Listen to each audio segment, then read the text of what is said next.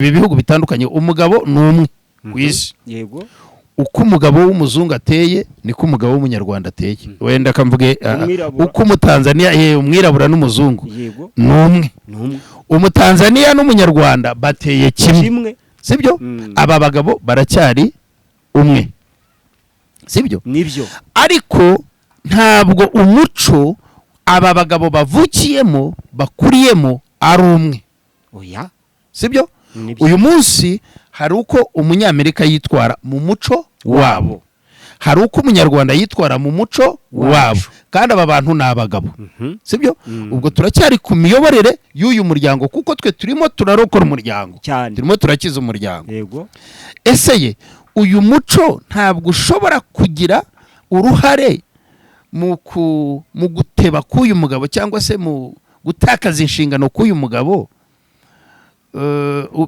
ndashaka ngo aka kantu tugakureyo abadukurikiye bakumve sibyo kuko umugabo numwe ariko imico iratandukanye kandi urasanga uyu munsi umugabo w'umutanzania urugo aracyaruyoboye neza muri wa muco wabo wa gitanzania umugabo w'umunyarwanda umwe aracyaruyoboye neza muri wa muco wa kinyarwanda undi rwamunaniye byamucanze bimeze nabi kandi nawe ari n'ubunyarwanda ari muri uwo muco wa kinyarwanda ese uyu muco ntabwo ushobora kugira uruhare mu kuwukoresha nabi mu gutuma umugabo atsindwa ku nshingano Imana yamuhaye n'ububasha Imana yamuhaye cyangwa se kuwukoresha neza agatsinda cyangwa kuzuza inshingano Imana yamuhaye izina Nkuba ntabwo napfuye kuryitwa oya nk'uko bivuze ni izina namenye ubwenge nsanga ariko nitwa ariko ngerageza no kubaza ababyeyi impamvu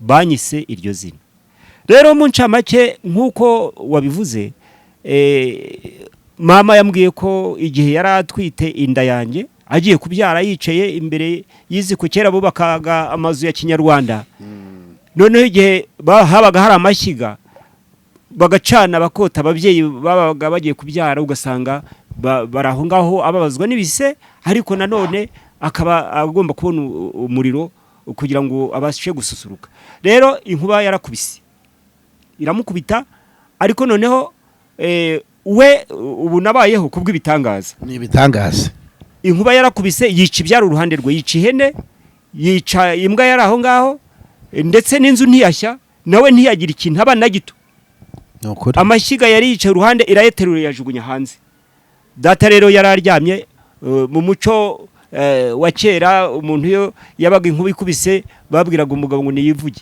data rero ngo baramubyukije yari yasinze ati byuko wivuge umwami yaraye wawe kera mu kinyarwanda bavuga ngo ni umwami waraye nkuko umufasha umukwiriye none uyu mugore Imana iremye arafasha umugabo iki Imana imuremeye kuza gukora yo imuremeye ikintu kimwe cyo gufasha ki umugabo noneho umugabo yahawe byose ngo abitegeke abibyaza umusaruro ndetse biri yavuga ngo yabwiye umugabo ngo uzarya urushye nyuma yo gucumura uzarya ugize ute urushye none umugabo afite kondisiyo zo kwitangira urugo rwe noneho umugore kumufasha rero ni iki hari icyo umugabo atakora urugero naguha nk'ubu nkanjye najyaga mbwira madamu wanjye ntigiye ntabwo nzicwa n'inda kuko ntabwo nzabyara ndabyara ariko ni wowe ubyara yego inda wari uvuze ni ukuba twite kuba twite ntabwo ari ubusabo ntabwo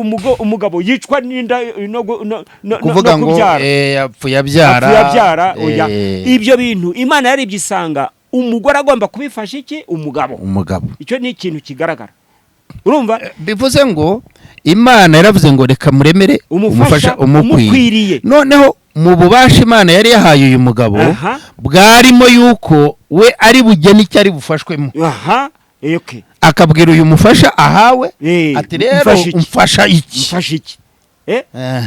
ngiki yego ahangaha mfasha kandi koko ni nawo muco kuko buriya iyo umugabo arimo ahinga umugore akamugira uruhande umugabo agera ku gikorwa iyo umugabo bavuga ngo umutwe umwe wifasha gusara ntabwo wifasha inama nuvuga ngo umugore ni umujyanama w'umugabo ni umujyanama w'umugabo kuko icyo gihe urabona umuntu ntago umukuru w'igihugu yayobora igihugu wenyine ngashyira amategeko yose, kandi na Mose akura Abisirayeli mu Egiputa yahawe abamufasha bacira imanza. Imana iteka ikunda abantu bafashanya, urumva gufashanya ni ikintu cy'ingenzi, ariko bigakomoka mu muryango.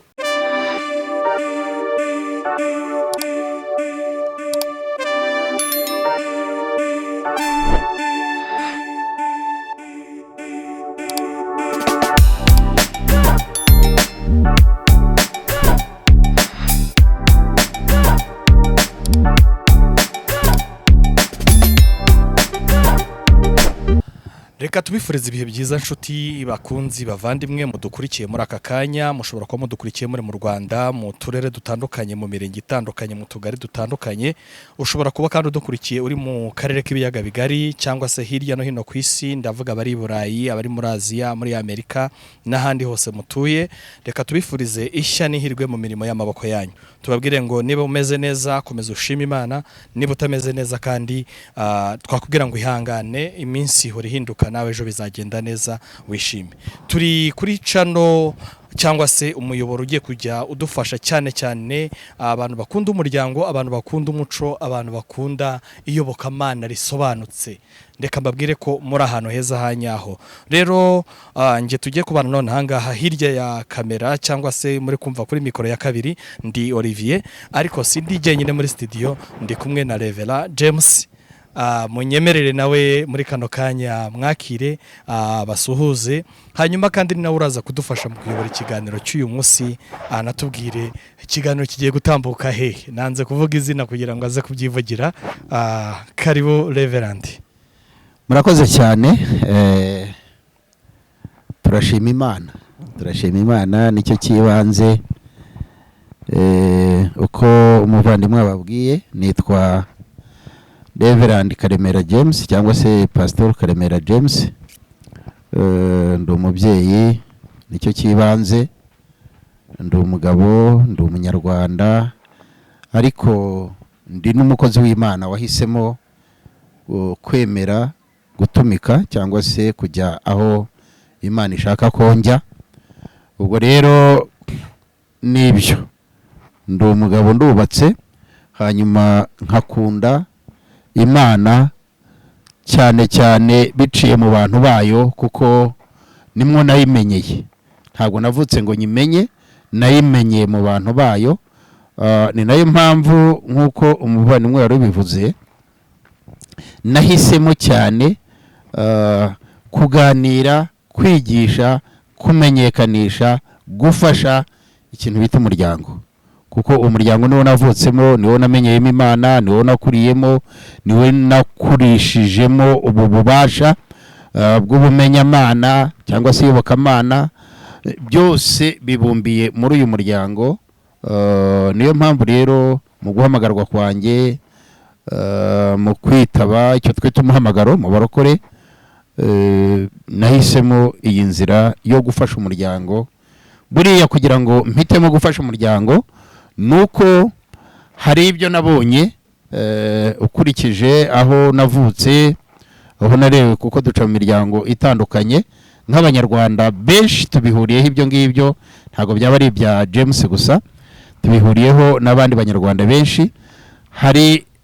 Hari ibyo ubona bigoramye wumva wagorora, ariko ubwo bubasha umuntu akaba atarabufite ari muri uwo muryango.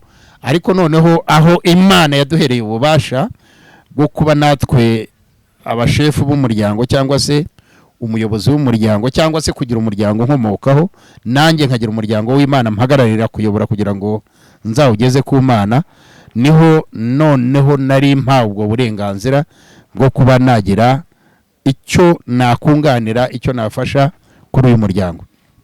Murakoze rero abadukurikiye, nabibwiye ndi umuyobozi w'itorero ryitwa Disciple National Pentecostal Church. Ni itorero rishya mu Rwanda, rirakiyubaka nk'andi matorero mashya, kandi dushimira leta y'u Rwanda ko itanga uburenganzira bungana ku myemerere, itanga uburenganzira bungana ku mikorere, ku migirire, ku bijyanye no kwemera cyangwa se iyobokamana, ndetse no mu zindi department. Nuko nge nashatse kwivugira kucyo ngewe domaine yanjye nkoreramo niyo ngiyo y'iyobokamana. Hanyuma wavuze uti ese aba bantu badukurikiye hirya no hino ku isi mu bihugu bitandukanye muri Afurika y'Iburasirazuba ari nayo dusa naho tubarizwamo cyane, ni hehe? Dukoresha ni televiziyo mu buryo bw'itangazamakuru, ariko ni channel iyobora cyangwa se itanga inzira ngari kukubaka no gufasha umuryango. Niyo mpamvu rero twahisemo kuyita Umuco Gospel TV. Ni ukuvuga ni chaîne ni yoboranzira ryagutse ku buryo bwo kwigisha no gufasha umuryango nyarwanda, kimwe n'indi miryango yose irugarijwe muri iki gihe. Uri umunyarwanda, utari umunyarwanda, wumva ikinyarwanda, utacyumva, ariko twese ikintu duhuriyeho twese twemera yuko umuryango nyirizina ufite akabazo cyangwa se wagezeho ingoroji. Ntanga urugero ku mwana ugikuka amenyo, iyo iryinyo ryavuyemo abandi baramuseka, baba babona harimo igihanga, ariko ejo rirakura rikajyamo rigafunga, undi wibunaka nawe rikaba rirakutse. Nuko nguko rero ngiye nshobora kubivuga mvuga nti uyu munsi mu Rwanda dushobora kuba uwo mwana ari muri icyo cyiciro cyo kuba akutse iryinyo, wenda mu baturanyi b'Ubugande we atarakuka cyangwa se we rimaze kumera, ejo abaturanyi bacu Tanzania nawe rishobora gukuka. Twirinde rero iki kintu cyo bita guseka cyangwa se kunegurana. Muri make rero navugaga yuko mudukurikiye kuri channel yacu yitwa Umuco Gospel TV, kandi musanzwe munamenyereye mudukurikiraho, kuko si ubwa mbere nagiye mbateguza kenshi ko turimo dutegura uburyo bwiza cyangwa buhamye bwo kwigisha izi nyigisho z'umuryango. Nagiye mbibabwira kenshi. Rero igihe cyageze cyuko dufasha umuryango biciye mu iyobokamana, kuko ariho twaherewe uburenganzira cyangwa icyemezo cyo kuvugira abantu cyangwa se rubanda. Reka bari ko mbyita. Imana ibaho umugisha rero. Reka nanjye mfate kano kanya nsuhuze abadukurikiye basanzwe ari abakunzi b'umuco n'umuryango, byo shingiro ryo kumenya Imana. Ni ku kiganiro cyacu cyitwa bakunda kudukurikira biciye kuri Umuco Gospel TV, nka channel cyangwa se chaîne mumaze kumenyera ducisha ibiganiro byacu. Ubu rero nababwira ko ntabwo muzongera kutubura, mushonje muhishiwe. Dufite byinshi birihagije gufasha umuryango. Uboneka mu byiciro bitatu. Tubona papa nka fondasiyo y'umuryango, cyangwa se nk'igihimba, igice cy'umuntu cyitwa umutwe. Umutwe usa naho uyobora izindi ngingo zose. Ngira ngo wenda tutagiye kure, twifashishije ingero ntoya no kuvuka, tubona ko habanza umutwe. So rero hakabamo ikindi gihimba mu bigize ingingo z'umuntu, cyangwa se muri uyu muryango turimo tuvuga, byitwa umumama, umugore. Aba ni ababyeyi, umubyeyi w'umugabo n'umubyeyi w'umugore. Noneho hakabaho igice cya gatatu cyitwa abana.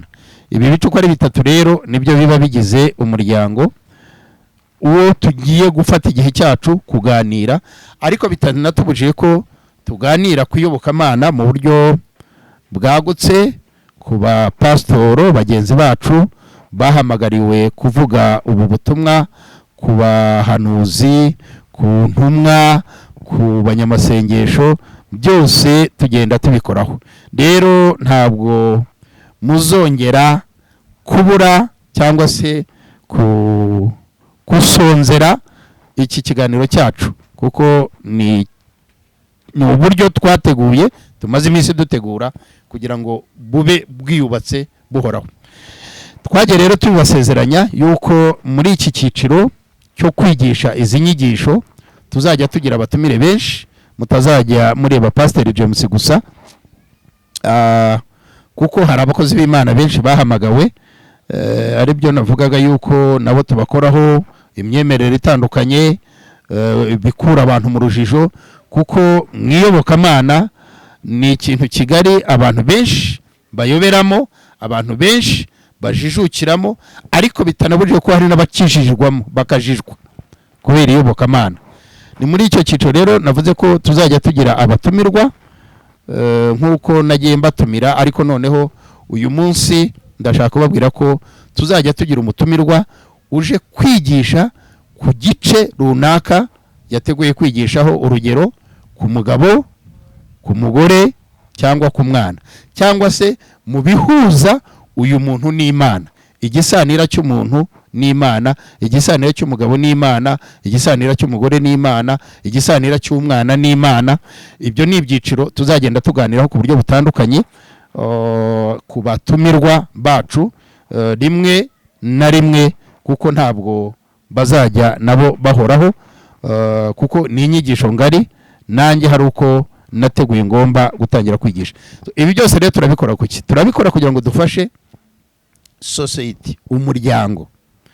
Twe turimo turavuga ngo ni umuryango nyarwanda, ariko mu by'ukuri hari ikoranabuhanga ryagezweho, hari abarimo gufata iki kiganiro uyu munsi bakagishyira mu rurimi bumva, haba igifaransa, haba icyongereza, ndetse no mu gishinwa ngira ngo byaratangiye, mu giswahili ho birazwi ku mbuga nkoranyambaga ko umuntu ahindura ururimi mu rwo yumva kandi bikamufasha.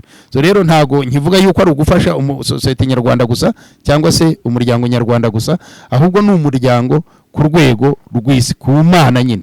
Niyo mpamvu ikiganiro cyacu cyitwa umuco n'umuryango mu burere mboneragihugu byo shingiro ryo kumenya Imana.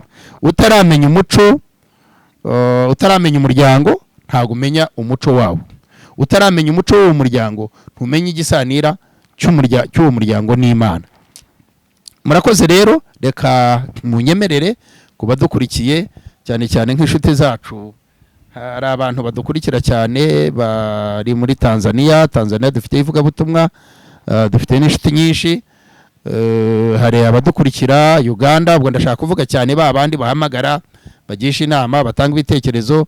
Uganda barahari benshi, i Burundi, Kongo, Kenya, ndetse nabonye na Zambia bahari benshi barimo badukurikirana, badukurikira mu kiganiro cyacu. Abo bose renda bashuhuje kandi mbifurije amahoro y'Imana, kuko iyaganje muri bo n'umuryango uratuza. Munyemerere rero dutangirana isengesho, kuko uyu munsi dufite umutumirwa nshaka ko aza gufata akanya kanini, kuko ari mu cyiciro cy'inararibonye mu buryo bw'imyaka, bw'imiyoborere y'umuryango, mu buryo bw'iyobokamana, bw'ivugabutumwa, bwo gushinga cyangwa se gutangiza amatorero. Ibyo byose agenda bikoraho, ariko akagira uyu mwihariko namukundiye cyane, wenda nanjye ndimo ngera ikirenge muke, byo kumenya imico itandukanye, byibuza irenze 3 cyangwa 4. Urugero, nimba ari umunyarwanda akaba azi umuco w'u Rwanda, cyane ko ari n'uwo hejo hashize, atari muri generation ya none cyangwa se iki cyiciro cy'abariho uyu munsi, akaba azi umuco wo mu Rwanda. Uyu muntu akaba yaraciye Burundi, yarakoze ivugabutumwa, azi byibuza bimwe mu biranga umuco w'u Burundi. Uyu muntu akaba yarakoreye muri Kongo, ndetse igihe kirekire akatangiza amatorero. Umuco wa Kongo hari icyo awuziho. Uyu muntu akaba yarabaye Bugande, yaratangiye amatorero, nuba akihajya hasura n'iki, ahafite n'imiryango. Akaba azi umuco w'Abagande, cyane ko biriya bihugu kuba dukurikiye nababwira yuko imico itandukanaho bijyananye n'indimi, kuko umuco n'ururimi egari ni ikintu kimwe cyunganira ikindi. Iyo bavuze Umugande aba afite umuco wabo w'Abagande bubaha, iyo bavuze Umutoro aba afite umuco wabo w'Abatoro. Hariyaho adusangiza cyangwa azadusangiza byinshi kuri iyi mico itandukanye y'abari. Hanyuma na Tanzania nanjye ndahari. Ubu rero mu kanya niwe turi kumwe, niwe tugiye gukurikira, niwe tugiye kumva, turi bugende twunganirana, kuko ndi bwibande mu gice kinini cyo kumubaza ibibazo kucyo ari bube amaze kutubwira cyane. Murumva yuko kuba dukurikiye ndabahagarariye kugira ngo nganire, nta wundi rero ndamubabwira, mwamubonye bamwe mwamaze kumubona. Reka tubanze twiragize Imana, turagize Imana ikiganiro cyacu, hanyuma twiyegereze umuvandimwe umukozi w'Imana, tuganire dusesengure kuri iki kintu cyitwa umuco n'umuryango, cyangwa se umuryango mu muco. Reka twubahe Imana dusenge. Uwiteka Imana, umuremyi wa byose, ushoboye byose kandi uzi byose, tuguhaye icyubahiro muri ayo masaha y'igitondo duhurijwe hano n'umuvandimwe ndetse n'abandi badufasha kugira ngo iki kiganiro gitambuke kigere kuri benshi. Tuguhaye icyubahiro ku bwabo. Wakoze kuko warinze Pastor Nkuba kuva aho yavuye kugera hano, wakoze kuko wandinze, wakoze kuko warinze umuvandimwe Olivier mu kudufasha kugira ngo izi ndangururamajwi, izi televiziyo, aya makuru atunganywa agere kuri benshi badukurikiye. Twese duha umugisha abadukurikiye, ndabasabiye kugira ngo ubahe umugisha, ariko ikiruta byose ubihereze kungukira mu byo tubigisha, kungukira mu byo tubahugura, kungukira mu byo tubaganisha, kuko turara amanywa nijoro dutegura, dusenga, dukora ubushakashatsi, ducukumbura ikintu gishobora kubaka aba bantu bawe Nyagasani waduhaye kuyobora, kuko turi ababyeyi mu buryo bw'umuryango bw'umuco wacu, turi ababyeyi mu buryo bw'iyobokamana kubw'itorero waduhaye kugira ngo duhagarire tuyobore. Abo bose rero turabasabiye umugisha, ubagirire neza Nyagasani, bakure muri cya cyiciro cyo kuba bafite amatwi ariko ntibumve, cyo kuba bafite amaso ariko ntibabone, cyo kuba bafite ibitekerezo ariko ntibakore. Mu izina rya Yesu ndabasabiye kugira ngo bakure muri icyo cyiciro, ubimure, kuko ijambo ryawe riravuga ngo kukumenya nibwo bwenge, hanyuma kuzibukira ikibi ngo niko kujijuka. Uwo ni umurage tubasabira, ari abo tuyoboye, ari abatwumva, ari abo tuzayobora ejo, kuko turacyari imbere yawe, kuko turacyaguciriye bugufi Nyagasani. Ni nayo mpamvu wemeye yuko tugikomeze uyu murimo wawe. Duha umugisha rero, turasabira iki kiganiro, turasabira iyi channel y'Umuco Gospel TV kugira ngo uyihereze ibisabwa byose, kugira ngo irangurure igaragaze ukuri kw'ihame ry'itegeko nshinga ryawe Nyagasani ku mwana w'umuntu, ku kiremwa muntu. Urakoze kuko uri Imana rero, turatangiye utangirane natwe, ufashe buri wese, nuko no mu gusoza ntago turi bubure kugusingiza kubw'ibyo wakoze. Abadukurikiye mu izina rya Yesu ndagusaba kugira ngo abubatse barimo ubahereze kumva no gukurikira inyuguti ku yindi, ijambo ku rindi, kugira ngo bakureme kibafasha kurokora imiryango bahagarariye. Abagabo bene data, abagore, abana badukurikiye batwumva, turagusaba Mana kugira ngo ubaremere akaremangingo gashya muri bo kitwa guca bugufi no kubaha, kuko ibyo ngibyo nibyo bituma bazamuka, bakamenywa, bakamenyekana. Urakoze kuzo n'icyubahiro turabigushubije, dusabye ibyo twizeye, ibyo tubyambaje ku bwa Yesu Kristo umwami wacu, amen, amen. Murakoze rero, twongeye kubahereza ikaze namwe mudukurikiye muri mu bihugu bitandukanye hirya no hino, ari imbere mu gihugu mu Rwanda, intara zitandukanye, iburasirazuba bamaze iminsi baduhamagara, iburengerazuba baraduhamagaye, amajyepfo y'igihugu. Ndashimira cyane abantu ba Nyabihu, Rubavu, Huye, Nyamagabe, Gicumbi, Kirehe, Kayonza, Nyagatare, Gasabo. Aba ni abantu bakurikira cyane iki kiganiro, bakurikira iyi channel y'Umuco n'Umuryango, cyangwa se Umuco Gospel TV. Ndabahesha umugisha n'ukuri, Imana ibampera umugisha, kuko iyo mugize commentaire cyangwa se mugize ikosora mvugo, ikosora nyumvire, biradufasha, kuko ejo iyo tugiye gutegura dushingira kuri cya kintu mwagaragaje mukeneye ko ari cyo tuvugaho twibandaho. So rero iyo tubasaba ngo kora subscribe cyangwa se kora share cyangwa se kora commentaire, biba bidufashe ejo iyo tugarutse imbere yanyu tubazana ikintu gifite ireme, cyane cyane gishingiye ku marangamutima yanyu, kuko umwarimu n'umunyeshuri ni abantu bagomba kuzuzanya. iyo umunyeshuri adakurikiye umwarimu acika intege, ntabwo ategura isomo cyane ashyizemo imbaraga ze zose. kandi iyo umwarimu nawe atumvishije umunyeshuri ntakurikira, ntacyo abona. ariko gutsindwa k'umunyeshuri bishingira ku mwarimu. ni ukuvuga ngo mwebwe abadukurikiye ni twebwe turi bubatere imbaraga zo kudukurikira cyane bitewe n'icyo tubazaniye n'icyo tubaha. Haleluya.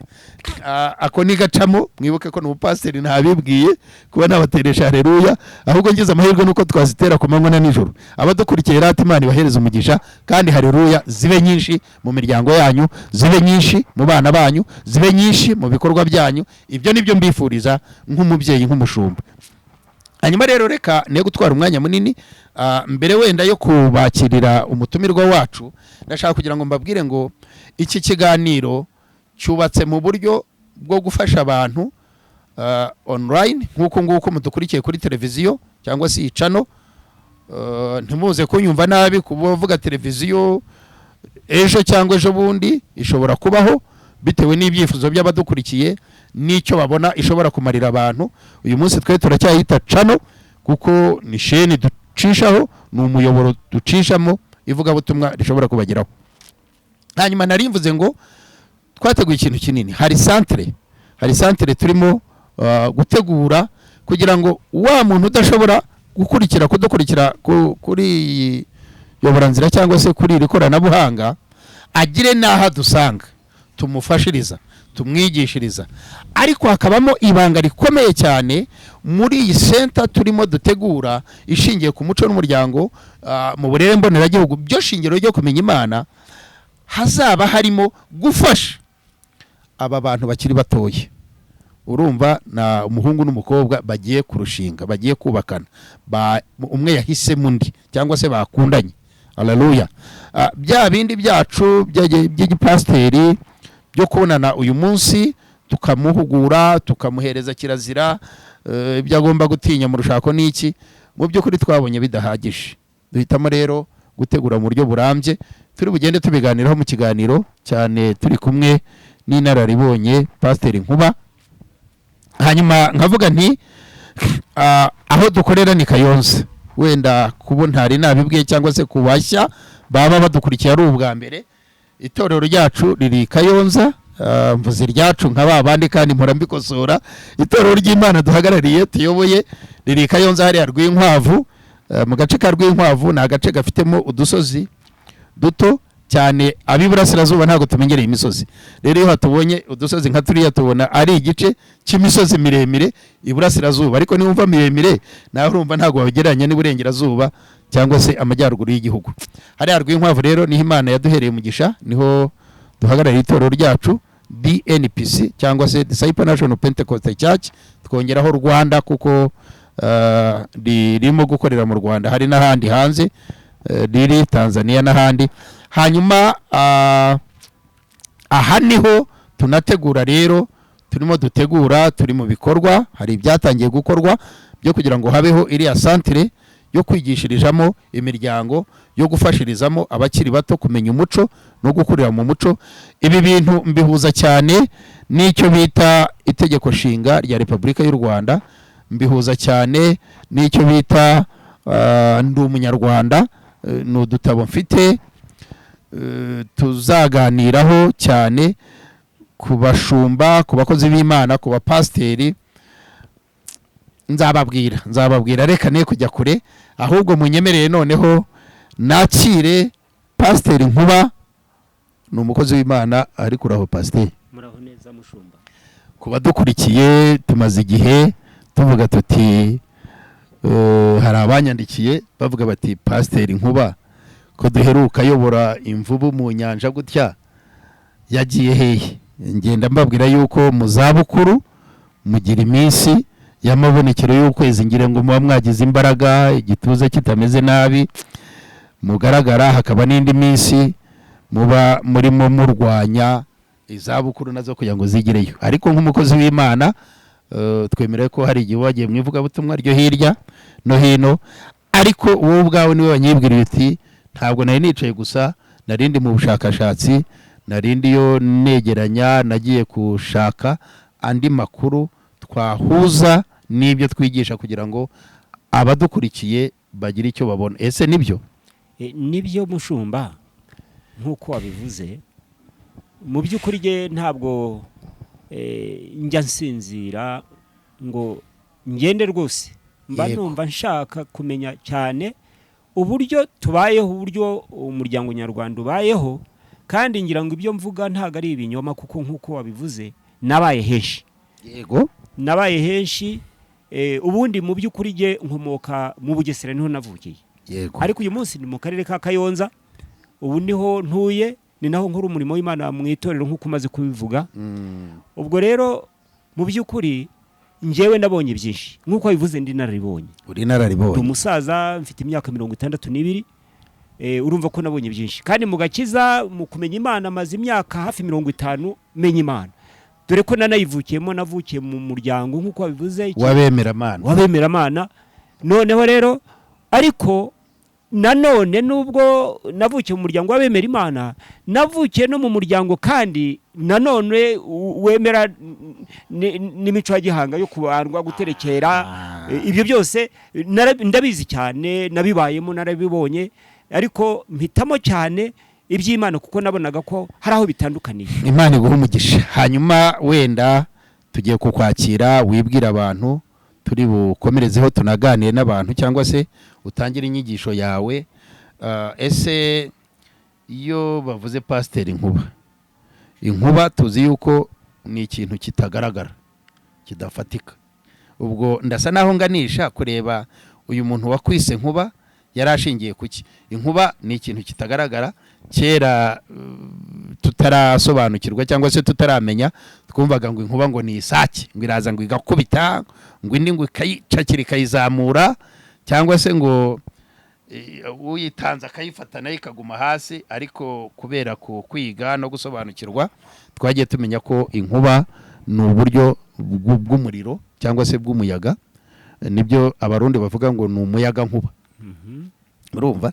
Ese iyo bavuze nkuba, ku muntu wumva turavuga ati inkuba yari umuntu uzi kumanura inkuba, nawe wawe waracakiye yasake yitwaga inkuba. Kuki Nkuba? Murakoze mushumba. Izina Nkuba ntabwo napfuye kuryitwa. Oya, nk'uko bivuze ni izina namenye ubwenge nsanga ariko nitwa, ariko ngerageza no kubaza ababyeyi impamvu banyise iryo zina. Rero mu ncamake nk'uko wabivuze, mama yambwiye ko igihe yari atwite inda yanjye, agiye kubyara yicaye imbere y'iziko, kera bubakaga amazu ya kinyarwanda. Noneho igihe habaga hari amashyiga, bagacana bakota, ababyeyi babaga bagiye kubyara, ugasanga baraho ngaho ababazwa n'ibise, ariko nanone akaba agomba kubona umuriro kugira ngo abashe gususuruka. Rero inkuba yarakubise, iramukubita, ariko noneho we ubu nabayeho kubw'ibitangaza. Ni ibitangaza. Inkuba yarakubise yica ibyara uruhande rwe, yica ihene, yica imbwa yari aho ngaho, ndetse n'inzu ntiyashya, nawe ntiyagira ikintu haba na gito. Amashyiga yari yicaye uruhande, irayeterura yajugunya hanze. Data rero yari aryamye. Mu muco wa kera, umuntu iyo yabaga inkuba ikubise babwiraga umugabo ngo niyivuge. Data rero ngo baramubyukije, yari yasinze, ati byuka wivuge, umwami yaraye iwawe. Kera mu kinyarwanda bavuga ngo ni umwami waraye. Ni umwami waraye. Nkuko rero nuko banyise Nkuba, baravuga umwana uvutse rero aritwa Nkuba kuko umwami yatugeneye. Ngayo amateka y'izina ryanjye. Umusaza aravuka arivuga, aravuga ati ndetse mwise Nkuba. Ubwo nibwo wavutse cyangwa wavutse nibwo bukeye? Navutse ubwo bwarakenda avuka, baravuga ati umwana wavutse yitwa Nkuba kuko ibitangaza byabaye byerekanaga umwana ugiye kuvuka. Imana iguha umugisha. Nanjye twagendanaga gutya, ntago nari sobanukiwe izina Nkuba, wenda ntago ari abadukurikiye gusa, nanjye ngira ubuntu bwo kubyumviraho. Pasiteri Nkuba rero, Imana iguha umugisha, wakoze ku kwitabira ubutumire bwacu mu kiganiro umuco n'umuryango, byo shingiro ryo kumenya Imana, kuri iyi televiziyo ku badukurikiye yitwa Gospel TV. Turasaba, ese iyo bavuze umuco, iyo bavuze umuryango, wibwira abantu unanakomerezaho kuvuga iki kintu umuco n'umuryango, ubyumva gute, ubihuza gute, bitandukanya gute? tangira wibwira abantu ukomerezeho nsubiza ikibazo cyanjye nkubajije. Murakoze cyane. Nk'uko nyine tumaze kubivuga haruguru, reka mbanze nsuhuze abatwumva, abaduteze amatwi, abo mu Rwanda, abo mu bihugu bidukikije, no kuvuga muri Uganda, Kongo, Burundi, aho hose mfite abantu banzi bansobanukiwe, kuko namenye Imana kandi narayikoreye igihe kinini muri iki gihugu cy'u Rwanda, henshi baranzi, ndetse no mu hanze y'igihugu, muri Uganda, muri Kongo, mu Burundi, mfite abantu benshi banzi, n'ubu bashobora kuba bari kundeba bakanyumva nk'uko bakunda iki kiganiro. Amazina nitwa Pasiteri Nkuba Godefroid, nkaba ndi umukozi w'Imana, nkomoka i Kayonza, mfite umugore n'abana, murumva ko turasazanye n'umudamu wanjye. Rero nk'uko umushumba bivuze, umuco n'umuryango nibyo shingiro ryo kumenya Imana. Wavuga uti se umuco niki? Ubundi iyo tureba dusanga ikibanza mbere y'ibyo ni umuryango, ni ubanziriza umuco, kuko iyo umuntu yamaze kuvuka agashaka, icyo gihe agira umuryango. Iyo amaze kugira umuryango rero, wa muryango agira uko awutoza, akavuga ati jewe rero uyu ni wo muco wanjye. Rero uwo muco aho wavukiye, hari umubyeyi warakubyaye, nawe ubuvukiye n'ubundi muri wa muryango. None icyo gihe rero wa muryango uvukiyemo nibwo umenya ibyo bakora, uwo muco uvukiyemo. Iyo uvutse iwanyu ugasanga ari abasinzi, nawe ushobora kuba umusinzi kuko wasanze ari byo bakora, ariko bakakubwira ibyo bita kirazira nabyo, kandi ugasanga ibyo ngibyo nabyo urabigenderamo. Dusanga mu bihugu nk'uko wabivuze, nagiye ngeramo imico iratandukanye pe niyo mu Rwanda. Mu Rwanda ngewe ahubwo hari ikintu kintangaza, sinibaza impamvu abanyarwanda basubiranamo bakicana, kandi ururimi rwabo ari rumwe, kandi umubyeyi ari umwe, ari Kanyarwanda, ari Gihanga wahanze u Rwanda. Rero mu bindi bihugu nagiye nsanga bafite urenga hamwe, wagera handi ugasanga baravuga urwabo rurimi, bafite n'uwabo muco. Muri Uganda narabibonye, muri Kongo narabibonye, nagiye ngera za Butembo, za Bunyakiri, za Kivu y'Amajyepfo, nagiye nyuramo za Warikare, n'ahandi hose nahageze, na za Kisangani ndetse na za Rubumbashi. Aho hose nasanze imico igenda itandukana, ariko mu Rwanda ho ubwaho navuye Kibungo ku mupaka ngera ku Gisenyi, nsanga umuco numwe, ngeze Cyangugu nsanga umuco numwe, nsanga mu Rwanda twese turi bamwe, turi umuntu umwe, wagira ngo ni umugabo wicaye abyara abana, kandi niko biri, ni Kanyarwanda Kanyarwanda. Niyo mpamvu iri jambo ndi umunyarwanda, buriya reka mbonereho nshimira umukuru w'igihugu cyacu, buriya Perezida Kagame ndamukunda cyane, ku bwanjye mbivuze mbikuye ku mutima, kuko hari byinshi njya mbona, njya ntekereza, igihe nkibyibaza nkabona bishyize mu bikorwa. Mbona ko rero njya vuga ko ari we mukuru w'abapasiteri, ari we represent abapasiteri, kuko hari yashyize ikintu cyitwa ndi umunyarwanda.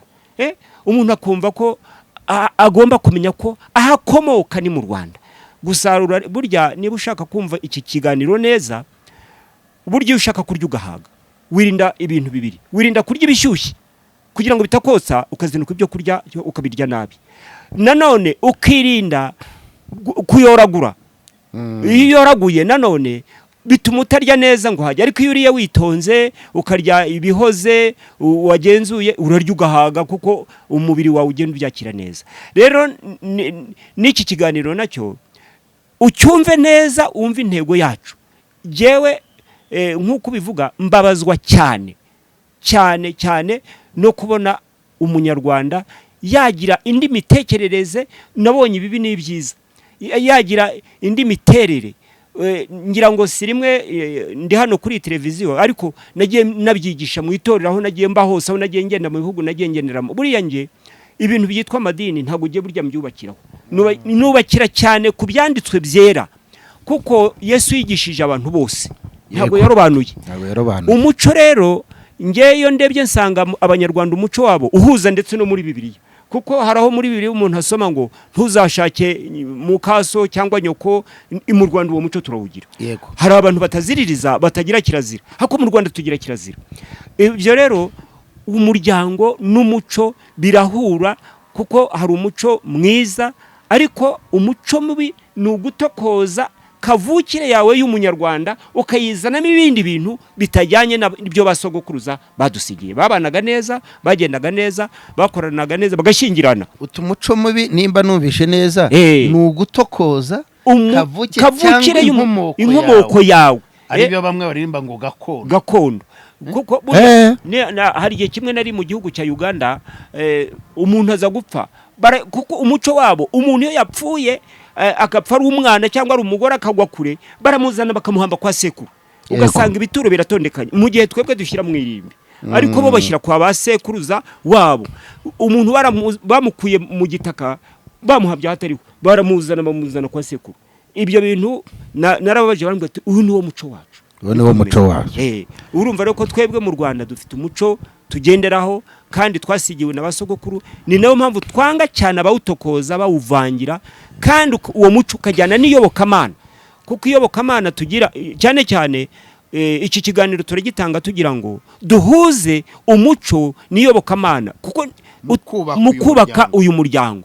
Kuko burya ngira ngo hari igihe nigeze mbabwira yuko impamvu kwa Aburahamu havutse ibibazo kwa Isaka nuko abana umugore yibanze ku mwana muto, noneho yibanda kuri Yakobo, umugabo yibanda kuri Yesawu. Kandi mu muco wabo, kandi natwe mu Rwanda uwo muco turawugira, kwari ugusigira umurage umwana w'imfura. Ariko kuko umugore atafashe neza umuco w'urwo rugo ngo umenye, bituma akunda cyane wa mwana muto wamubaga uruhande, amutuma akagenda umugihe undi yirukaga ku mibereho ya se. Bituma rero kuko se yaramaze gusaza, byaje gutuma umurage w'umwana w'imfura wunyagwa uhabwa muri umuna we, kuko nyina ari we wamwerekereye ibyo akora. Mu gihe undi yagiye guhiga umuhigo, undi nawe asigara abaye ihene, ati ushyire ku maboko yawe. Ariko se pastor, aho ngaho kiraho wenda uri bukomeze, yego, kuko uyu munsi wari wavuze kuri bwigishe ku muryango, ariko uhereye ku mugabo. Hariya hantu ibanga ririmo ni irihe, ku buryo Imana yaretse umuco w'Abisiraheli ugatokorwa, aho uwari bubone umugabane ari we mwana mukuru w'imfura? Dushobora no kumwita umwana w'isezerano, nta kibazo, kuko yabaye imfura egare kuba yabaye umwana w'isezerano. Niwe uhabwa ibanga ngabo ry'umubyeyi we, yego, riyobora. Rero navuze ko uri bunagisobanureho kuki Imana yaretse kariya kantu gasa no guhuguza kabaho. Uyu mugore yashatse muri uyu muryango, uyu muryango wari ufite umuyobozi, sibyo? Uyu muyobozi yari yateguye gusiga umurage w'umuryango awusigiye umwana w'imfura. Buriya nta banga ryari ririmo ry'Imana, wenda yabonaga Esawu ashobora kuzaba nk'igicamu cye, wenda ntayumvire, bigatuma ica mu mugore kugira ngo imunyaga isezerano yihereze Yakobo. Hariya wahamfasha gute kuhumva? Biriya impamvu aha hantu hari ahanditswe havuga ngo nakunze Yakobo kuruta Yesawu. Yari Imana ibivuga. Yego. Impamvu ni iyi: buriya muri bwa burere tugira bwo kurera abana, yego, dukwiriye gukunda abana kimwe, yaba umugabo cyangwa umugore. Umwana wese mu rugo bakamukunda kimwe n'undi, yego. Uriya Yesawu yagize ikibazo cy'uko yahoraga akoreshwa ibintu byo gutumwa guhiga, akagira umuhate munini wo kwirukanka, ariko biza kumuzanira ingorane zo kusonza, yego. Noneho bituma aza gusaba mwene nyina wirirwaga uruhande rwa nyina amutuma, amwumvira, noneho amushukisha kumuha udushyimba ashaka kumuriganya. Yakobo yari umuriganya, yego, aramuriganya. Yakobo nyina yamwigishaga iki? Yamwigishaga ko mu buzima bwe agomba guharanira kunyaga mwene nyina umurage. Nibyo yakuza amutoza, nibyo yamutozaga. Buriya Bibiliya ntago yagivuga byose, ariko iyo usesenguye usanga buriya uriya mwana yaraza akamaro k'umurage w'umwana w'imfura icyo ari cyo.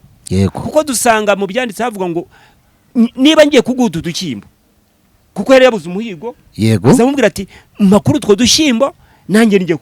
Aramubwira ngo utu dushyimbo nintuguha urampa umurage w'umwana w'imfura.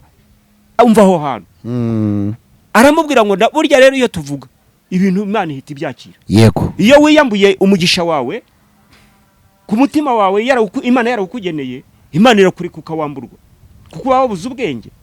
Niyo mpamvu n'uyu muco nyarwanda tugenda tuwamburwa kubwo kubura ubwenge. Buriya hari abagabo turimo turiyambura icyubahiro.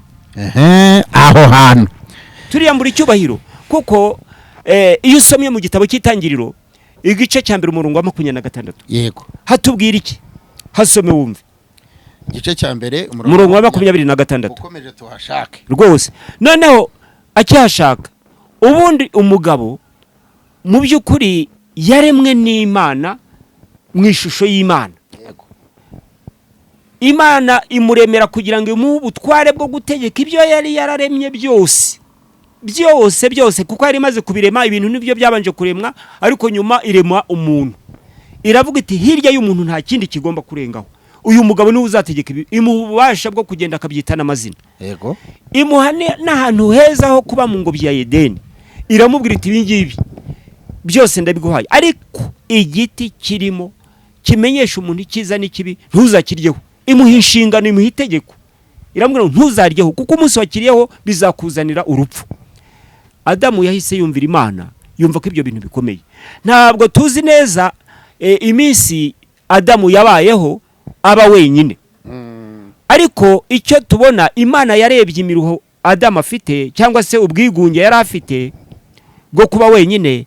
Imana iza kuvuga ngo noneho si byiza ko uyu muntu aba wenyine, yego, reka muremere umufashe umukwiriye. dore wa murongo ngaha haravuga ngo, yego, igice cya 1 mu Itangiriro umurongo wa 26 haravuga ngo Imana iravuga iti tureme umuntu agire ishusho yacu ase natwe, batware amafi yo mu nyanja n'inyoni n'ibisiga byo mu kirere n'amatungo n'isi yose n'igikururuka hasi cyose. Urumva ko Imana yahise imuha iki? Ubutware. Yamuhaye ubutware, imuha ibintu byose ngaba ari ubitegeka nk'umuntu w'umugabo.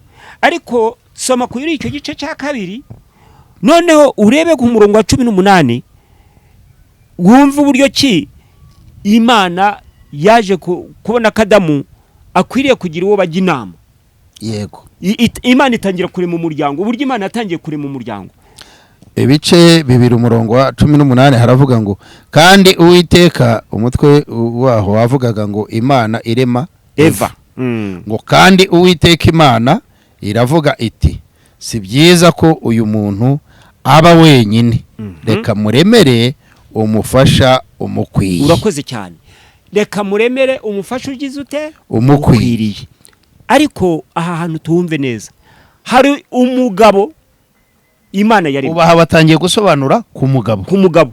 Uri kumva? Yego, hari umugabo Imana yaremye imuha ubutware. Usaba abagabo baratwumva, baradukurikiye di. Abagabo batwumva batwumve neza cyane, kandi abagabo koko ni mu byumve, mwumva uburyo ki abantu dushobora kwikururira ibyago n'amakuba, ariko tubyiteye kandi mu buryo tutazi. Yego, ni nayo mpamvu iki kiganiro tugishyizeho kugira ngo mumenye ikiri gutuma umuco wacu ucika, nuko twiyambura ubutware bwacu. Imana iravuga ngo ndaguhaye ubutware, ariko Imana iramwitegereza uburyo abijyamo, uburyo akora. Njya mbwira abantu ko igihugu cyo mu ijuru kimeze nko mu isi burya hari ibintu bitatu tugenderaho kugira ngo ubake igihugu. Ni ukuvuga ngo ni ibintu bitatu. Hari icyo bita inteko ishinga amategeko, hari icyo bita inteko nyubahiriza tegeko, hakaba n'icyo bita ubucamanza.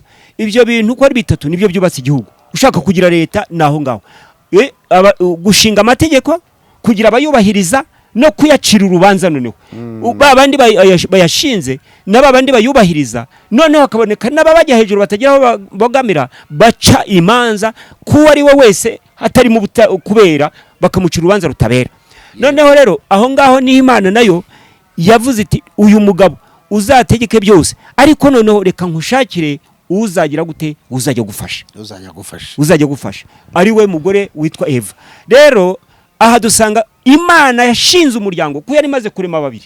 Yego, ubwo mu buryo bwo kuremwa kwa Eva, ni ukuvuga ngo hano urahamya ko Imana yaremye mbere na mbere umugabo si no guhabwa ubutware gusa ni nawe wabanje kubaho ni niwe wabanje kubaho abagabo haleluya ngire ngo abumva nkuba rwose Imana ibahereza umugisha cyane ubwo urabona kuvuga ngo ntabwo ari ubutware twahawe gusa ni natwe twabanje kubaho ni abagabo nibo babanje kubaho kandi nanone umuntu yenda nko mu muco w'Abisirayeli iyo babaraga abagabo yego abagore ntago babaraga abagabo gusa basaga naho bashaka kugendera kuri iki kintu si uko babaga banza abagore babo ahubwo umugore urabona ni nk'igiti dufata igiti iyo uteye igiti kigira iki amashami iremwa ry'umugore yavuye mu rubavu rw'umugabo nuko ngo umugabo ni nk'igiti ni igiti cyashibutse ishami kandi amashami niyo yera imbuto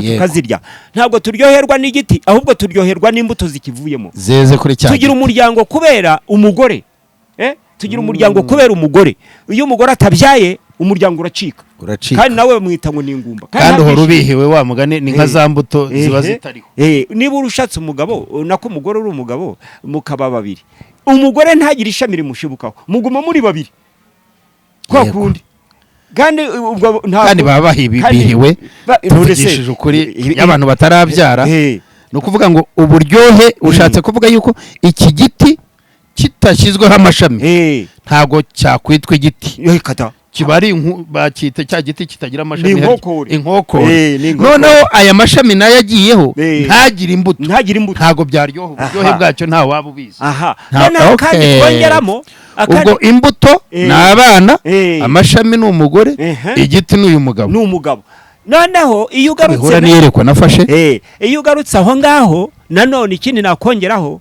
ni uko uburyohe bw'igiti yego buturuka ku mbuto urumva icyo bishatse kuvuga umuryango unezerwa ubukwe iyo bubaye yego tugaruke ku muco w'Abanyarwanda iyo ubukwe bubaye ababyeyi barishima n'abaturage bakaza bakishima iyo umwana avutse bavuza impundu ntago impundu zivuga ari uko umugabo ari aho gusa n'umugore ahubwo iyo babyaye umwana bavuza impundu kandi noneho umukobwa we aravuga ngo ni nyampinga araguka akajya kubyara ahandi noneho tugaruke kuri iki kintu cyitwa umugabo ariho nibanda mu kinyarwanda cyacu mu muco wacu ubwoko mumbabarire kuvuga ubwoko ni ubwoko bw'Abanyarwanda nshaka kwerekana inkomoko ntago nshaka kuvuga biriya byazanywe n'abazungu byadutandukanyije cyangwa se byatwononeye igihugu ahubwo ndashaka kuvuga ngo umurage reka mvuge umurage w'Abanyarwanda ubundi umwana w'umuhungu niwe umuryango ugenderaho umukobwa ajya kubyara umuryango ahandi yego turi kubyumvikana uyu muryango kugira ngo ukomeze ugendera ku muhungu ni umuhungu niwe kugira ngo uriya muryango wundi waguke hagomba kuboneka umukobwa umukobwa ni urubuto ruterwa rukabyara umuryango aho wahumvise ni urubuto Imana yashyizeho ruterwa rukabyara umuryango rwose ufite agaciro kuruta undi ninde hagati y'umugabo n'umugore buriya agaciro gafite umugabo impamvu buriya abagore barakumva barimo baranyumva kandi nabo agaciro kabo ndashaka kukwereka aho mbihuriza uri kumva ni ukuvuga umugabo iyo ugeze ku rugo rw'umuntu kabone nubwo yaba yarapfuye baravuga ngo aha ni kwande kandi umugore ariho ni kwa runaka bavuga wa mugabo wapfuye ako ni agaciro ako si agaciro ka wa mugabo yego ntabwo bavuga kwa nyiranaka bavuga wa mugabo wapfuye nanone ntibyaba biterwa n'umuco wanyu n'ahandi nuko oya n'ahandi nuko noneho iyo ubajije none se W Bush ubwo se ntiwumva naho barakurikirana bya bintu noneho wakongeraho n'ikindi ni ukuvuga ngo iyo umuntu umwana yavutse baramubaza ngo tujya kwaka ibyangombwa bakakubaza ngo uri wandi so ninde uti ni kanaka kabane nubwo yaba ntabwo banza kuvuga ngo mama ngo ndi wa mama noneho na Yesu nawe nkuko tugendera ku iyobokamana Yesu ni umwana w'Imana ariko tukavuga ngo nyina ninde ni Mariya ariko Yesu ni umwana w'Imana uri kumva yitwa umwana w'Imana kuko yabyawe n'Imana aho rero bitwereka agaciro k'umugabo ko gafite imbaraga ndende cyane ariko noneho umugore nawe rero bikabimeze bite kugira ngo umugabo, ubwiza bw'umugabo biritubwira ko kuba umugabo ari mwiza bigaragarira ku mugore we. Iyo umugore yambaye neza, umugabo ni umwambika. Iyo amwambitse akamufata neza akamugira neza, umugore barabaza ngo ariko uriya mugore ni uwande? Ni uwande. Nese uyu munsi ko hari abagore bambika abagabo. Ubwo ni hahandi watangiye uvuga ngo umugabo yataye inshingano. Yataye inshingano.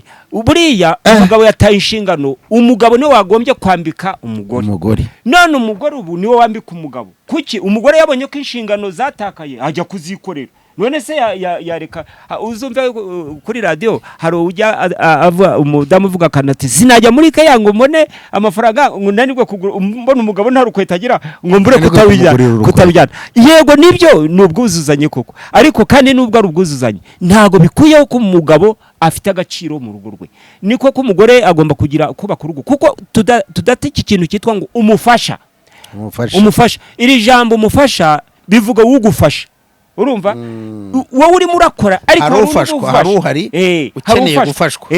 Hari ukeneye gufashwa, hari none se kuki mwebwe wenda uri ku nyigisho y'abagabo ariko ikigamijwe ni umuryango, niwe turimo gufasha. Ni umuryango nyarwanda. Hari abandi batanga ibiganiro bitandukanye kandi byiza yubaka uyu muryango, natwe dushyizeho inkunga yacu kugira ngo dufashe uyu muryango. Yego. Ese icyo kintu ntabwo ari cyo gishobora gutuma twebwe abagabo twikakaza kuri bukantu kose rya jambo gufashwa cyangwa se umufasha rikaburizwamo, bigatuma wenda haba ibindi bibazo?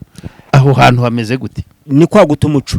Ubundi mu by'ukuri ni ukuvuga ngo iyo umuntu agufasha, urumva uyu mugore afite ubushobozi bwo gufasha umugabo, kuko nyine hari ukureshya, hari uburinganire, hari ubwumvikane, hari ubwuzuzanye. Ijambo ryiza ni ubwuzuzanye. Uyu mugore ugize ubushobozi bwo kugurira umugabo we ipataro, bwo kugurira umugabo we inkweto, yumva ari cyo cyiza kuri we yagirira umugabo we. Yego. Kuki kigarutse kikaba icyaha, kikagaragaza gutakaza inshingano k'uyu mugabo kandi turi mu gihe cyo bwuzuzanye? Icyo aho ngaho ubajije neza. Yego. Mu by'ukuri reka tubanze turebe ngo ese uyu mufasha arafasha umugabo iki? Imana iti reka muremere umufasha umukwiriye. None uyu mugore Imana iremye arafasha umugabo iki? Imana imuremeye kuza gukora, yo imuremeye ikintu kimwe cyo gufasha umugabo. Noneho umugabo yahawe byose ngo abitegeke, abibyaza umusaruro, ndetse biri yavuga ngo yabwiye umugabo ngo uzarya urushye. Nyuma yo gucumura uzarya ugize ute? Urushye. None umugabo afite kondisiyo zo kwitangira urugo rwe. Noneho umugore kumufasha rero ni iki? Hari icyo umugabo atakora. Urugero naguha nk'ubu nkanjye najyaga mbwira madamu wanjye ntigiye ntabwo nzicwa n'inda, kuko ntabwo nzabyara. Ndabyara ariko ni wowe ubyara. Yego. Inda wari uvuze no kuba twite. Kuba twite ntabwo ari ubusabo. Ntabwo umugabo yicwa n'inda no kuvuga ngo yapfuye abyara. Ibyo bintu Imana yari byisanga umugore agomba kubifasha iki? Umugabo. Icyo ni ikintu kigaragara. Urumva bivuze ngo Imana yaravuze ngo reka muremere umufasha umukwiriye. Noneho mu bubasha Imana yari yahaye uyu mugabo bwarimo yuko we ari bugene icyo ari bufashwemo. Akabwira uyu mufasha ahawe ati rero umfasha iki? Mfasha iki ngiki? Yego. Aha ngaha mfasha. Kandi koko ni nawo muco. Niwo muco kuko buriya iyo umugabo ari mahinga, umugore akamugira uruhande, umugabo agera ku gikorwa. Iyo umugabo bavuga ngo umutwe umwe wifasha gusara ntabwo wifasha inama. Nuvuga ngo umugore ni umujyanama w'umugabo. Ni umujyanama w'umugabo, kuko icyo gihe urabona umuntu ntabwo umukuru w'igihugu yayobora igihugu wenyine ngashyira amategeko yose. Kandi na Mose akura Abisirayeli mu Egiputa yahawe abamufasha bacira imanza. Imana iteka ikunda abantu bafashanya. Urumva gufashanya ni ikintu cy'ingenzi, ariko bigakomoka mu muryango. Pasiteri Nkuba, Imana iguha umugisha cyane.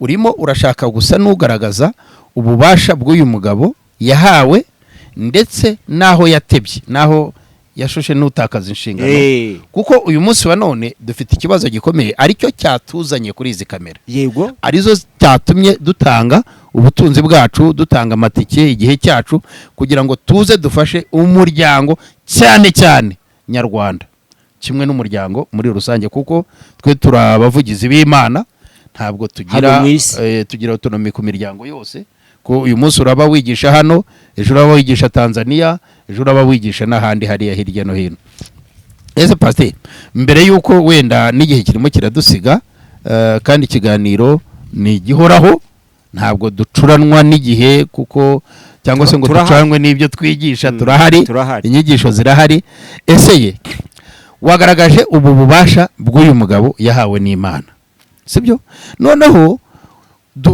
reka tujye muri uyu umuco ibi bihugu bitandukanye umugabo ni umwe ku isi yego uko umugabo w'umuzungu ateye niko umugabo w'umunyarwanda ateye wenda kamvuge uko umutanzania umwirabura n'umuzungu ni umwe umutanzania n'umunyarwanda bateye kimwe sibyo aba bagabo baracyari umwe sibyo nibyo ariko ntabwo umuco aba bagabo bavukiyemo bakuriyemo ari umwe oya sibyo uyu munsi hari uko umunyamerika yitwara mu muco wabo hari uko umunyarwanda yitwara mu muco wabo kandi aba bantu ni abagabo sibyo ubwo turacyari ku miyoborere y'uyu muryango kuko twe turimo turarokora umuryango turimo turakiza umuryango yego ese uyu muco ntabwo ushobora kugira uruhare mu guteba k'uyu mugabo cyangwa se mu gutakaza inshingano k'uyu mugabo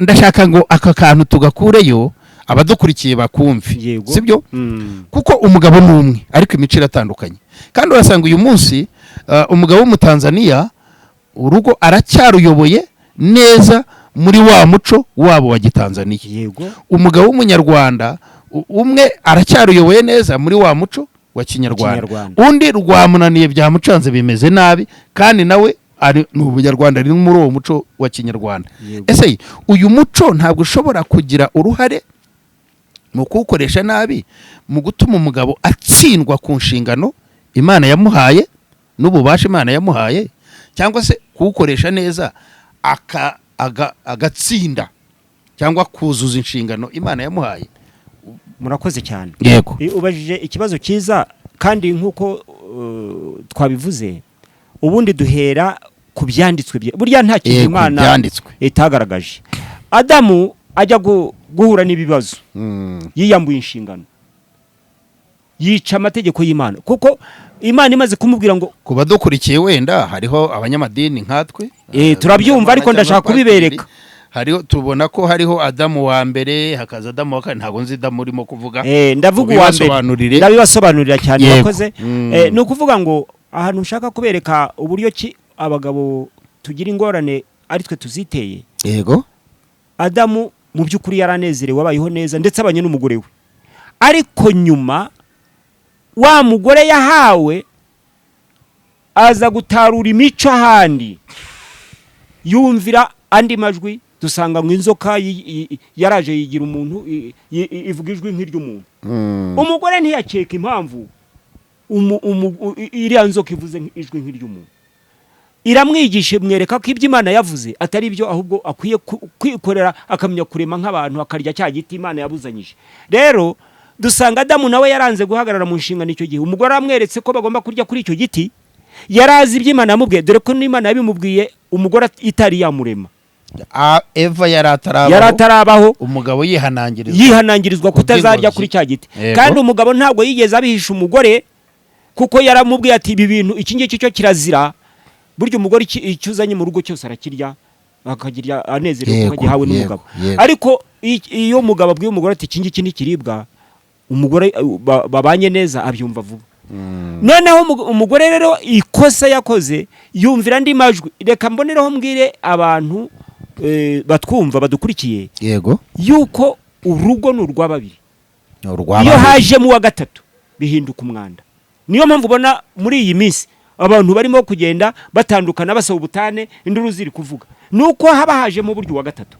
akavangira. ubwo iyo uvuze uwa gatatu ariko ntabwo uba uvuze umwana kuko niyo umwana aje si umwana aba ari uwa gatatu ariko hari n'igihe n'umwana aza abari babanye neza naho uracyarimo ntabwo urayo.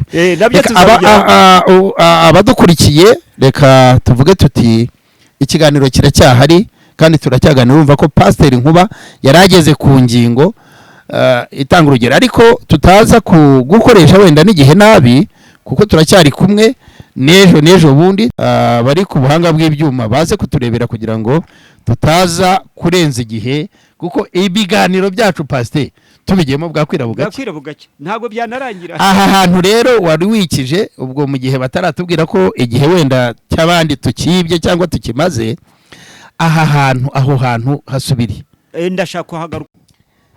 urumva ako kantu gasubireho gatoya ntabwo urumva narimbwiye abantu ko turahari ejo tuzaza sibyo ariko ako kantu gakomozeho gato hanyuma turebe ku bijyanye n'igihe uko kimeze.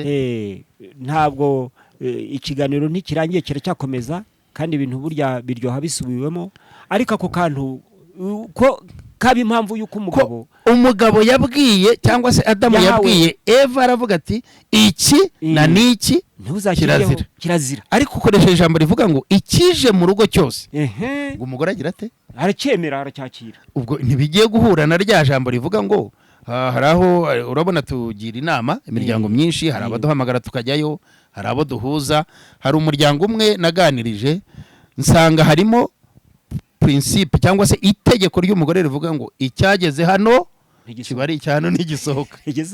Uzi ko ibyo bintu bivuze bikanyibutsa uko ni ukwicara ku ntebe atahawe kwicaraho kuko hari icyo twita ubumwe n'ubwuzuzanye. Niba umugabo n'umugore ari bamwe bagomba kuza kandi umugore akazirikana inshingano ye. Buriya mu Befesi igice cya 5 umurongo wa 22 haduye inshingano y'umugore ivuga ngo abagore mwubaha abagabo banyu muri byose. Muri byose rero ni ukuvuga ngo umugabo n'umugore burya umugore agomba kumva ibitekerezo by'umugabo kandi akamwunganiraho kumusenya. Rero Pasiteri nakomeje kukunyuramo ku nyigisho yawe wazaniye abagabo. Yego. Kandi abagabo ubu hari abategereje Pasiteri kuvuga ku magabo cyane ko hariho abagabo bafite imico mibi. Sibyo? Cyane. Kubyo kuyobora ingo zabo. Yego. Hariho abagabo bitwara mu buryo mbese budahesheje umuryango icyubahiro akawurya akawumara. Yego. Hari n'abagabo bitangiye umuryango wabo uburyo nabo ubwabo biyibagirwa. Aba bose baradutegereje ariko se baze kwihangana ntibantera amabuye kuko turacyari kumwe. Ni ngewe uyoboye ikiganiro ni ucunganwa n'igihe kandi igihe kiragurwa kuko igihe kirahenda. Bazadukurikira n'ejo. Ese mbere yuko nkusorezaho kuko ndashaka kugira ngo igihe bamaze kumva sinye ko igihe cyagiye, ndashaka kugira ngo nanone utagenda nka wa mugani ngo abagesera nibo bagenda badasezeye hano. Ako nako nimba ukazi numvise kuvuka mu Bugesera tuzakaganiraho ukambwira ukuntu abagesera bagenda batavuze. Tuze kugenda udasezeye ariko aba bagabo reka mbabwire ngo urahari kandi witanze kwigisha kuri iyi nyigisho y'abagabo kubirebana n'umuryango, ububasha umugabo afite ku muryango, ese aho atakaza ubwo bubasha kugira ngo umuryango wangirike, aho akomera muri ubwo bubasha yahawe kugira ngo umuryango ukomere. Pasiteri Nkuba, urasoza, ndashaka kugira ngo tube duhinnye, nzagutumira mu kiganiro ubu namaze kumva aho urimo kwerekeza. Sibyo? Aho urimo kwerekeza ku bagabo badukurikiye, urababwira yuko akantu ushaka kwibandaho mu kubafasha, kuko hari abananiwe ingo ariko hari n'abazirimo babara imibare, hari abazirimo bategereje ko uri buke, hari abazirimo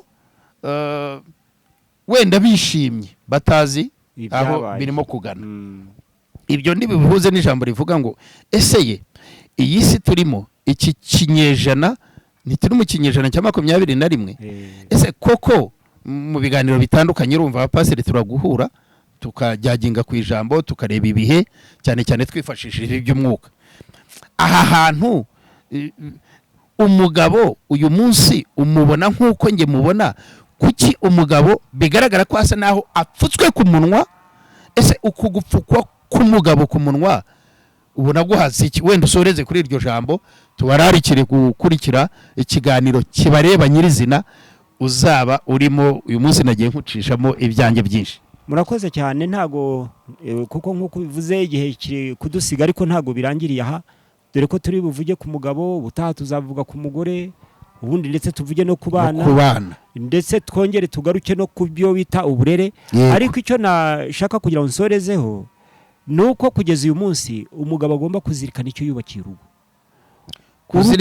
kuzirikana icyo yubakiye urugo. Iyo umuntu agiye gushaka umugore nabanza bitekerezeho, kandi n'umugore nawe niba agiye gushaka umugabo nabanza arebe burya ikintu cyangwa ijambo rikomeye cyane numvishije uzahera umugabo akwiriye kuzirikana icyo yubakiye, icyatumye ashaka umugore, icyatumye abyara abana, icyo akaba ari akizirikanye amahoro yaboneka mu rugo. Kuko buriya hari ubwo iyo uyoboye hari ibiza ari byiza, hari n'ibiza ko numva aba bagabo ubahishe byinshi pasteur. Iyo uyoboye buryo uzarebe ni wowe uryama bavuga ku rwuririro, ikiri buze iyo ikintu gikomye umugore aragukomanga, kandi nawe ni umuntu akaragukomanga ati wakumvishije icyo kintu, ariko yanagutanze no kucyumva. Ubutaha nzababwira akantu k'agatekerezo k'umugore wigize umugabo uko byaje kugenda bikazana urupfu. Imana iguhereze umugisha cyane. Ubutaha rwose bashonje bahishiwe abari badukurikiye, nubwo uyu munsi wenda twibandaga ku mugabo, nubwo tutanamuvuzeho nawe, inyigisho ni ngari kuko iravuga umugabo nk'umukuru w'umuryango, ikavuga umugore nk'umwubakiweho uyu muryango, ikavuga n'umwana nk'igisanira cyangwa se igikurikiye. Generation mu cyongereza bavuga generation cyangwa se generation ikurikiye.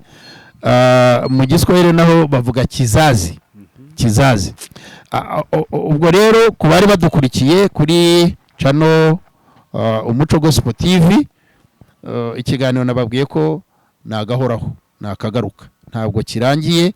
Nubwo twacunganaga n'igihe n'iminota, twashatse kugira ngo tubakangurire, tubararikire gukurikira iki kiganiro kuko kirimo inyigisho guhera hasi kugeza ku mutwe. Iyo hajemo ikintu bita Bibiliya, uwo ari we wese ajya ashyiraho akamenyetso avuga ati ngiye kwiga.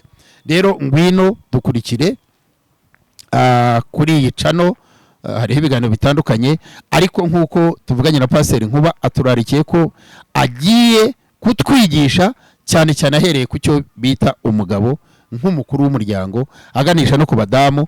Abadamu rero iyo tuvuze ku mugabo, ubundi ukuri guhari ntago ari abagabo bagombye kudukurikira uyu munsi, ahubwo ni abagore bagombye kudukurikira bashaka kureba ese turakomoza iki ku bagabo. Kuko muri komanteri ubundi hagombye kubaho komanteri nyinshi z'iki z'abagore, ko twavuze ku bagabo, warengeye abagabo, washenye abagabo se. Ejo nitugera ku bagore, abagabo nabo bazaba bagira bate? Bagore rero beza, badamu beza, babyeyi bacu cyangwa se bagore bacu, kuri bamwe turabasaba kugira ngo mukurikire iki kiganiro, mwumve, mwandike, mutubwire muti aka kantu kukwigisha wenda none biragoranye kuko utigeze wigisha uyu mugabo kugira ngo ukore ku ngingo zose, ariko ubararekeye ko ari cyo gikorwa kigiye gukurikiraho.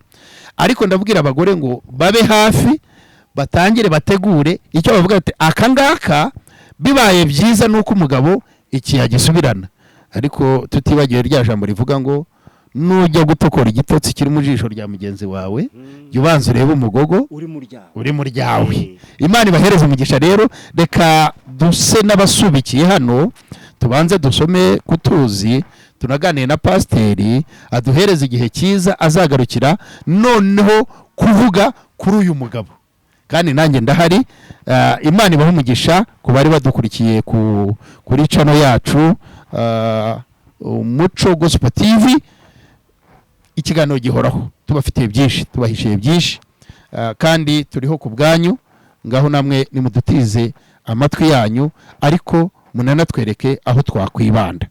Mwari kumwe na Pastor Karemera James nk'umuyobozi w'ikiganiro, na Pastor Nkuba twari duteze amatwi kugira ngo atuganirire. Pastor, Imana iguhe umugisha cyane. Murakoze namwe. Nakoze kudusura. Wasezera cyangwa se ukabwira abantu uko witeguye kubafasha kuri iki kiganiro dusubitse. Murakoze cyane ku bw'iki kiganiro tumaze gutanga. Murakoze mwese abaduteze amatwi, abatwumvise. Ndagira mbabwire ko nta mutima n'umwe dushaka gukomeretsa, ahubwo turashaka kunga imitima. Ubwo rero muri rusange icyo twifuza nuko abanyarwanda mwagira umuco w'abanyarwanda, mukagira kirazira, mukagira baragira ngo iki. Ibyo byose tuzabivugaho. Umuntu w'umunyarwanda ni inyangamugayo, ni imfura muri make. Murakoze cyane. Arakoze cyane. Ashoreje ku ijambo rivuga ngo mukazirikana ijambo ngo baragira ngo iki. Ese turagira ngo iki kuri wowe twumva ugaceceka? Ese muragira ngo iki kuri twebwe twabazana ikiganiro? Murakoze rero, Imana ibahe umugisha. Reka nsoze mbasengera. Imana Data, Umwana n'Umwuka Wera, turagushimye ku bwa Pasiteri Nkuba, ku kiganiro cyiza yateguriye umuryango, kwigisha umuryango. Turasaba rero kugira ngo umufashe, umushoboze, iki kiganiro azagitange neza. Urakoze ku bw'abadufashe bose, urakoze ku bw'abadukurikiye. Ndagusaba kugira ngo bahereze umutima wo kumva, bagatinda ku cyo bumvishije kugira ngo bagire icyo bigiramo.